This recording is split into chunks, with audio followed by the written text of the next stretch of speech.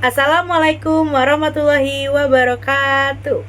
Halo semuanya, perkenalkan nama saya Sifka Reviana Pramesti dengan nomor induk mahasiswa 859522855 dari Prodi Pendidikan Guru Sekolah Dasar Universitas Terbuka Jakarta. Pada video kali ini, saya akan melakukan 3 praktikum IPA di SD.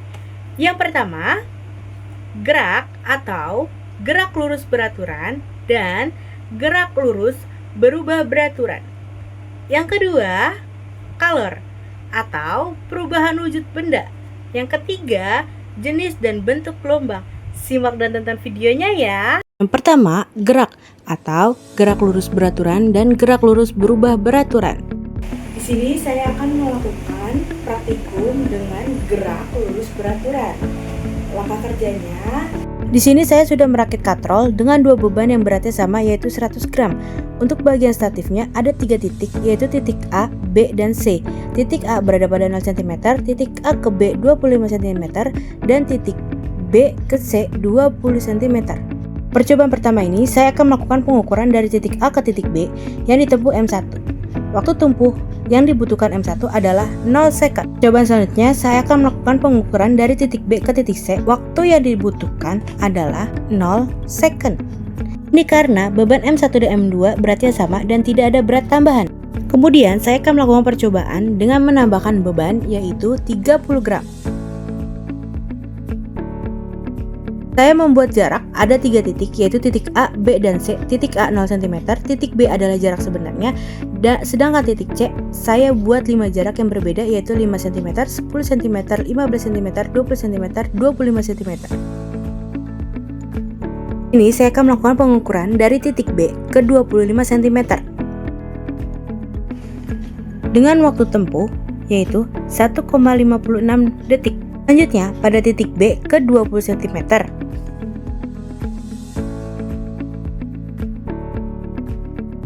yaitu dengan waktu tempuh 59 detik.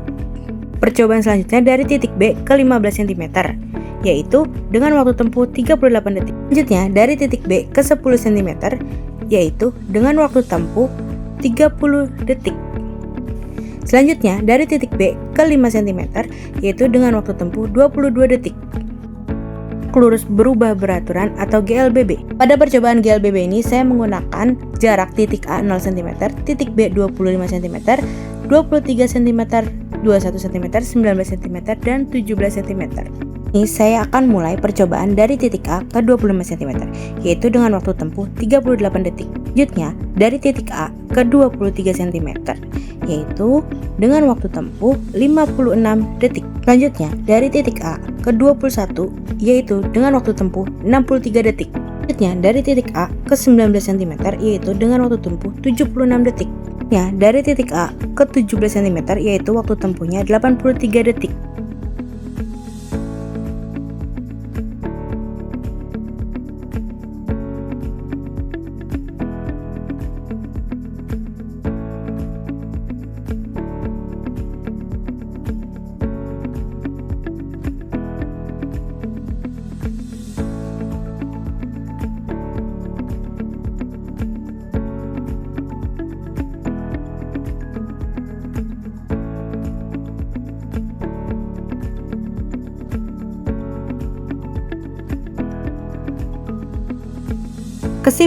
Kesimpulannya adalah sama-sama gerak lurus tapi bedanya ada di kecepatan. Yang kedua, color atau perubahan wujud benda. Color perubahan wujud benda adalah energi panas yang diserap atau dilepaskan oleh suatu zat yang mengakibatkan wujud atau fasenya berubah seperti padat ke cair atau gas ke padat tanpa mengubah suhu zat tersebut. Uji benda dapat mengalami perubahan karena adanya kalor. Perubahan tersebut dapat melalui proses penyerapan atau pelepasan kalor. Peristiwa yang mengalami proses penyerapan kalor diantaranya mencair, menguap, dan menyumblim. Sedangkan peristiwa yang mengalami proses pelepasan kalor diantaranya membeku, mengembun, dan mengkristal. Pada percobaan pertama, yaitu perubahan wujud benda padat menjadi cair.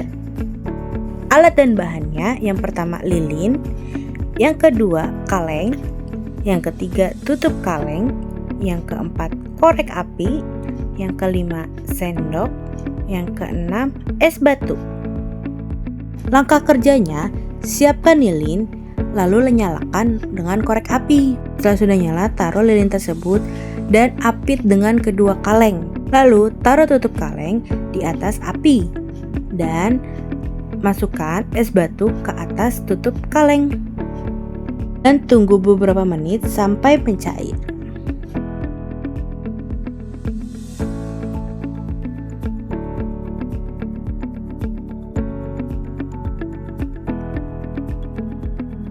Setelah beberapa menit, es batu mulai mencair.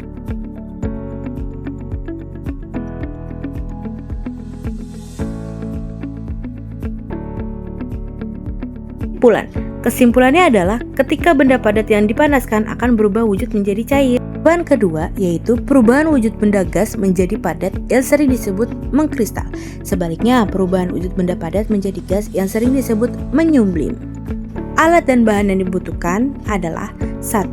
Korek api, yang kedua kaleng, yang ketiga tutup kaleng, yang keempat lilin, kelima kapur barus, yang keenam sendok, yang ketujuh es batu dan korek. Langkah kerjanya, nyalakan lilin dengan korek api, lalu taruh dan diapit lagi dengan kedua kaleng. Lalu lilin yang sudah menyala tutup dengan tutup kaleng dan taruh dengan kapur barus. Setelah itu tutup lagi dengan tutup kaleng yang lebih besar dan masukkan dengan es batu.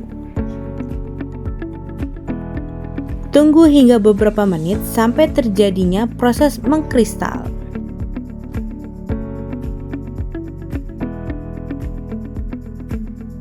Setelah sudah beberapa menit, buka tutup kaleng. Kapur barus yang berubah artinya proses penyumbliman sudah terjadi, sehingga kapur barus yang sudah mulai berubah menjadi mengkristal. Kesimpulannya adalah proses ini terjadi akibat pelepasan energi panas atau kalor dan penurunan suhu yang drastis. Cobaan ketiga yaitu perubahan wujud benda cair menjadi gas atau menguap. Alat dan bahannya yaitu 1. Panci, yang kedua tutup panci, yang ketiga gelas yang sudah berisikan air, dan kompor. Langkah kerjanya, taruh panci di atas kompor, lalu tuang air ke dalam panci. Setelah itu, nyalakan kompor dan tutup hingga tunggu beberapa menit. Setelah mendidih, gelembung air akan meneteskan uap air ke udara. Hal ini menunjukkan proses terjadinya air menguap.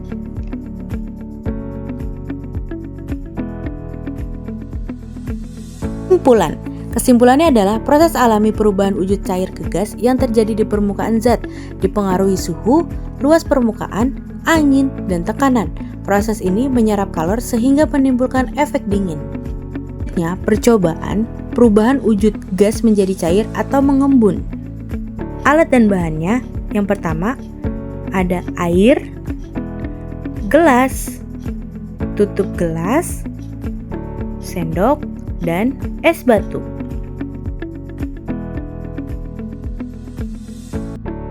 Langkah kerjanya, tuangkan air ke dalam gelas, lalu berikan es batu ke dalam gelas yang sudah berisikan air. Lalu tutup gelas tersebut hingga mengembun dan dinding gelas mengalami perubahan wujud yang disebut mengembun. Kesimpulannya adalah proses perubahan gas menjadi cair karena melepaskan kalor ke lingkungan. Proses ini penting dalam siklus air dan sering kita lihat saat ada perbedaan suhu antara gas dan permukaan benda. Ketiga, jenis dan bentuk gelombang. Pada percobaan pertama ini, saya akan menggunakan sini yang dibantu dipegang oleh adik saya. Pada percobaan ini menunjukkan adanya gelombang transversal, yakni gelombang yang arah tegak lurus pada arah rambatan gelombangnya. Gerakan naik turun yang terjadi pada selingki ini merupakan demonstrasi dari gelombang transversal yang membentuk bukit dan lembah seperti pada video tersebut. Pada percobaan kedua ini, saya akan menggunakan selingki dan ditambahkan dengan karet gelang. Masukkan karet gelang ke tengah-tengah selingki. Oke. Pada percobaan kedua ini, ternyata karet gelang ikut berpindah bersama gelombang dan juga karet gelang ini berpindah karena adanya energi yang merambat melalui selingki. Energi ini berasal dari usikan selingki pada saat ujung selingki digerakkan.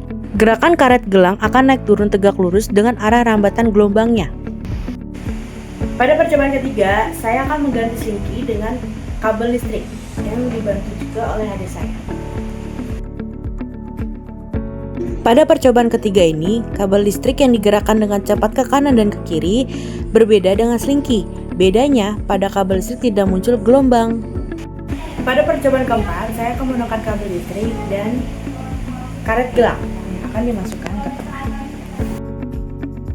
Percobaan keempat, setelah diamati, karena tidak ada gelombang karet gelang, tidak merubah tempat atau tidak berpindah. Ini berarti tidak ada energi dari kabel listrik tersebut. Selanjutnya, pada percobaan kelima, saya akan menggunakan selingki lagi dan dibantu oleh adik saya. Pada percobaan kelima, arahnya ke depan dan ke belakang. Arah usikannya sejajar dengan arah rambatannya. Ini yang disebut dengan gelombang longitudinal, yakni gelombang yang arah getarannya sejajar pada arah rambatan gelombangnya.